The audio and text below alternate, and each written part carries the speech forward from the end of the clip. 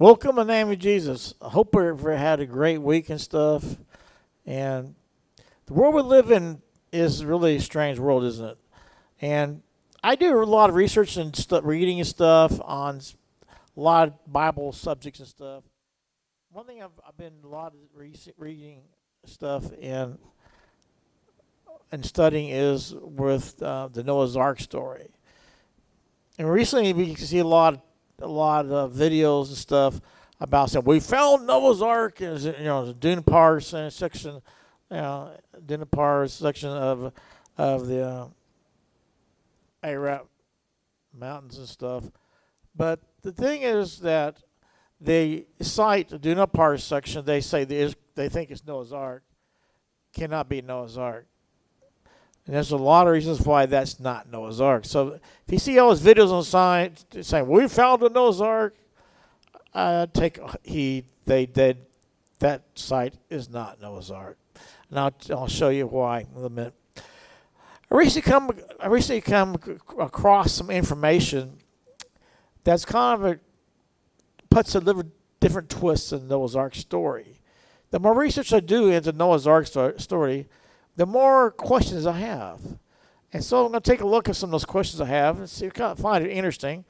And I think hopefully you find information very fascinating and interesting and awesome. The first thing you have to understand this is what I call the Noah paradox, because it doesn't really fit together. Yet it fits together, but doesn't fit together.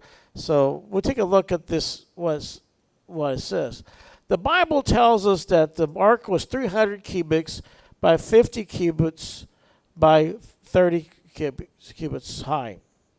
Now, a cubit is from the tip of your middle finger to your elbow. If I measured mine's 16 inches. So that is the cubit. So the cubits is based on 300 cubits would be from depends on a person's arm. It was the movable type of measuring system that would depend on basically on the average person's height and stuff. Today it ranges from 16, 15 up to 20 inches maybe. But the weird thing about Noah is Noah may not been our size. We always think about Noah being our size, but you go back in time to early Earth when Noah was alive, the world was totally different. This is one thing evolutionists and scientists do not understand, is that the world we live in was a totally different world back then. If you went back to the time of Noah, you would not recognize this Earth. There were giant insects. A dragonfly today is like small dragonfly. A dragonfly back then would be like big, a couple of feet long wingspan. So trees are much bigger. Tropical, the forest is bigger. The animals are bigger. The dinosaurs and stuff. Everything was bigger back then. So we have also found grave sites of people who lived back then that were 15, 20 feet tall. We also have Neolithic structures, like in South American places, that have giant steps and stuff. So it's really people. It's as you see that the early Earth had occupants, human occupants that we would call giants. Now, a lot of Bible translations said that there were giants on the earth in time, but because the Nephilim. But look at the word Nephilim. It doesn't mean giants. It means fallen ones. So the Bible translation should just, instead of saying giants, it should say fallen ones. So that is what the Bible tells us. So we look at the Nephilim. The Nephilim is talking about the fallen ones. It says, and they were on the earth in this days and afterwards, which make more sense because the fallen ones were on the earth because they fell from heaven, and they were continue to be on the earth even today. So the idea of giants came from humankind being big. We know angels and stuff like 15, 20, 30 feet tall. A lot of people have described angels and talked to angels and say angels. They're described as really big, tall beings.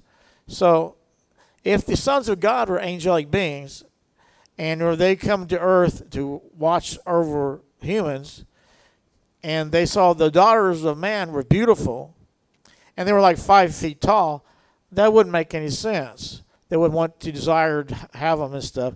But the women are their size, 15, 16 feet, 20 feet tall, and they were beautiful. That would be much more seductive, much more temptation than a 4 foot tall, 5 foot tall woman.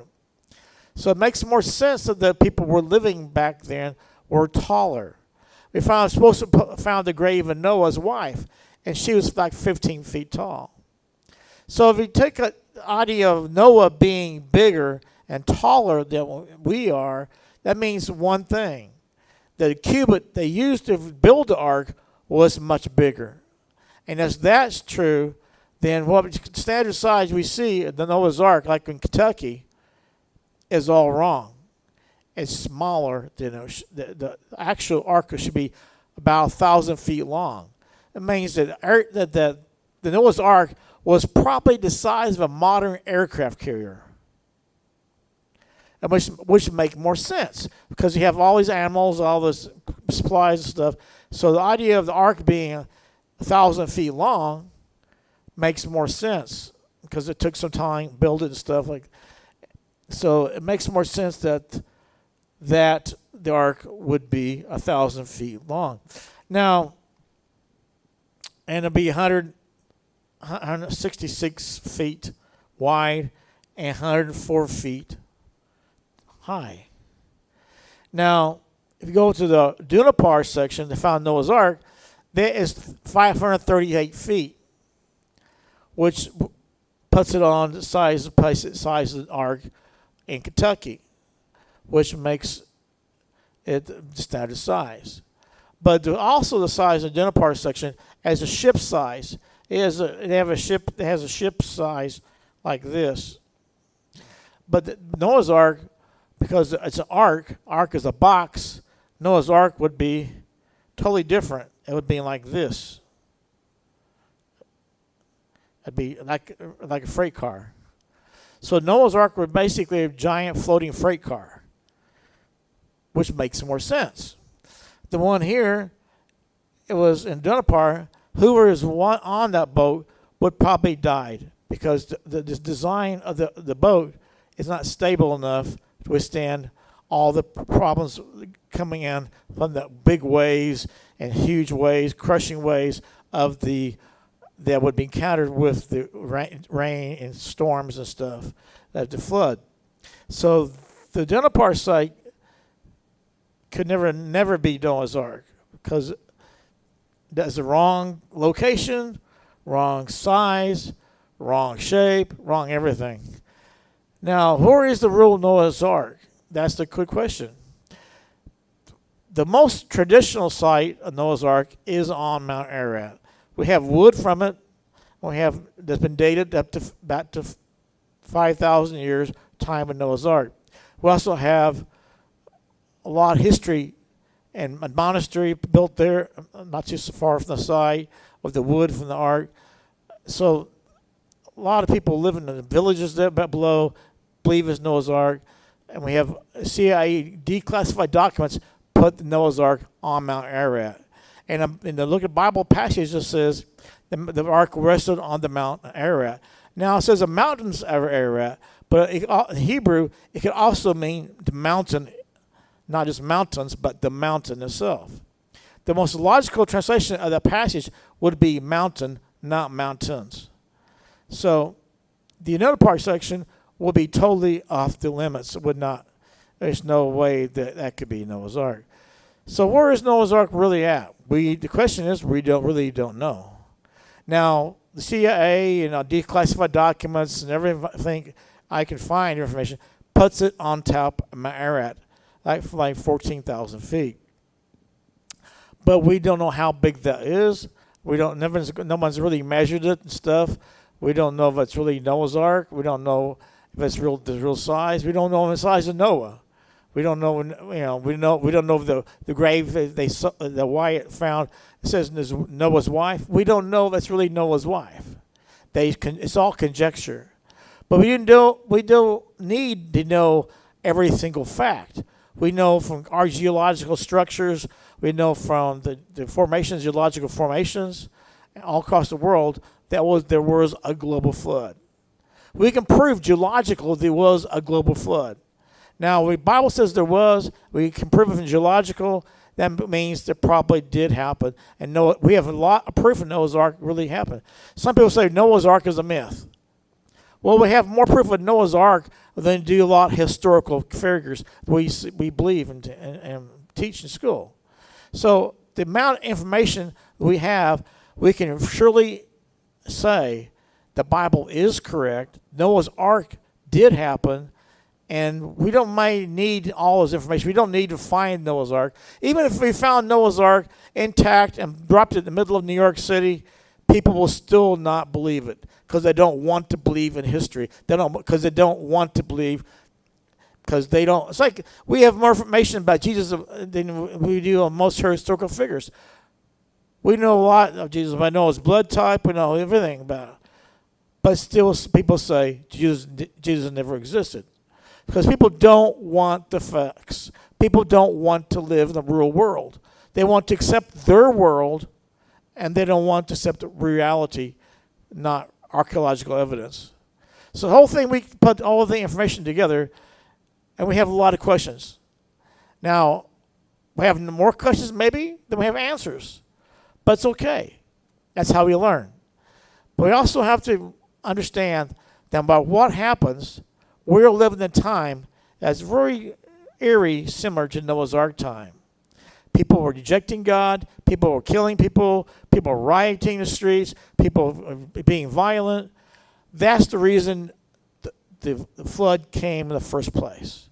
Was the destruction and death on this planet, the bloodshed on this planet.